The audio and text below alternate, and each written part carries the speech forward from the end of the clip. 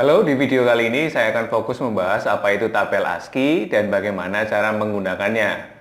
Tonton sampai habis videonya ya.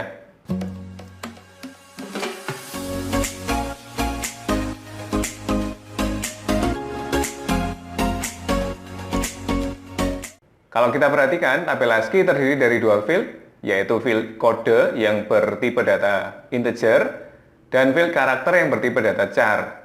Tabel ASCII ini gunanya menyimpan semua kode dari karakter yang ada di keyboard Anda. Dan tabel ini sudah disepakati internasional sehingga bisa diakses oleh semua bahasa pemrograman termasuk C++. Ini adalah contoh isi dari tabel ASCII, misalkan kode pertama adalah karakter smile, kode 8 adalah karakter backspace, 13 itu enter, 48 itu karakter 0, 65 karakter huruf A yang besar, 97 karakter huruf A yang kecil, dan seterusnya. Nah, kita akan melihat cara mengakses tabel tersebut melalui C++. Saya memiliki satu buah integer, yaitu X, yang bernilai 65. Dan saya memiliki sebuah variabel baru bertipe char, yaitu Y, yang saya isi dengan X.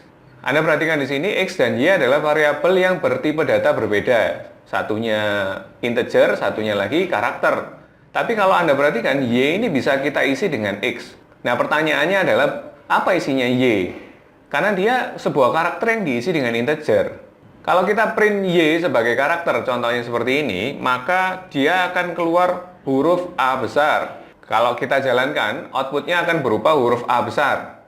Jadi isi dari variabel Y akan berupa karakter huruf A besar yang diambil dari kode ASCII 65. Jadi kesimpulannya, di dalam C++, cara mengakses tabel ASCII adalah dengan menghubungkan antara integer dengan char.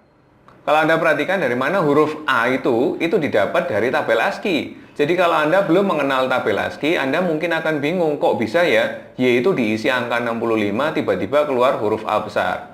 Jadi asal-usulnya berasal dari tabel ASCII. Dengan begini, otomatis C++ akan mengakses tabel ASCII untuk Anda. Di bahasa lain selain C++, caranya mungkin berbeda. Belum tentu sama. Jadi tiap bahasa pemrograman punya cara sendiri-sendiri untuk mengakses tabel ASCII. Ini yang unik, meskipun Y-nya char, dia bisa dilakukan seperti integer, misalkan saya plus plus. Sehingga sekarang nilai Y-nya menjadi 66 kalau angka, dan kalau kita print lagi, nilai Y akan berubah menjadi huruf B, yaitu huruf setelah A ya. Jadi dia akan berubah jadi huruf B. Ini membuktikan bahwa integer dan karakter itu nyambung kalau di C++ karena ada tabel ASCII.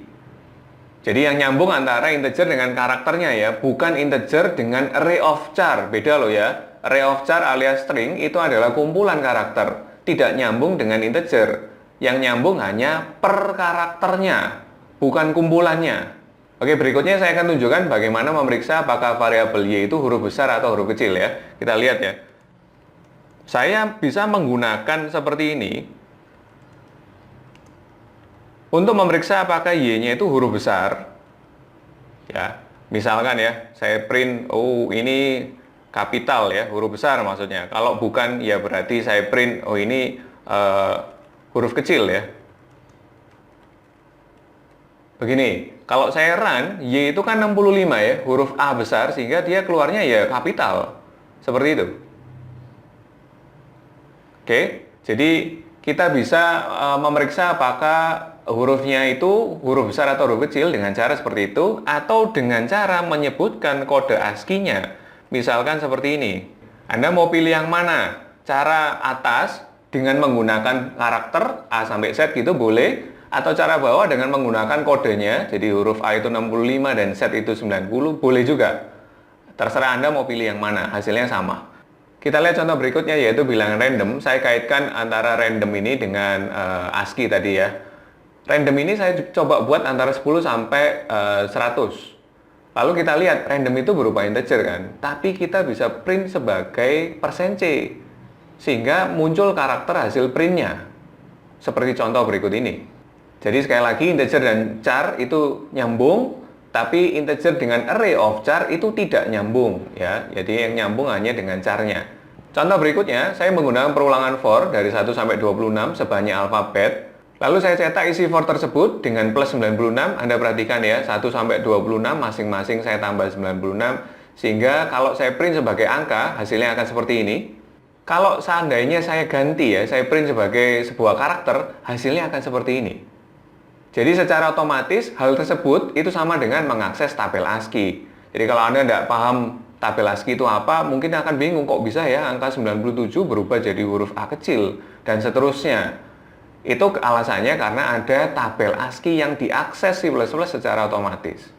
Ingat, bahasa lain misalkan Python, Pascal, Java, dan lain-lainnya belum tentu sama cara mengakses tabel ASCII-nya, tapi pada intinya bahasa pemrograman lain pun punya cara sendiri-sendiri untuk mengakses tabel ASCII. Baik, jika Anda terbantu dengan adanya video tutorial dasar pemrograman C++ ini, bantu kami untuk terus berkembang dengan cara subscribe, like, share, dan komen di bawah video ini. Salam WD!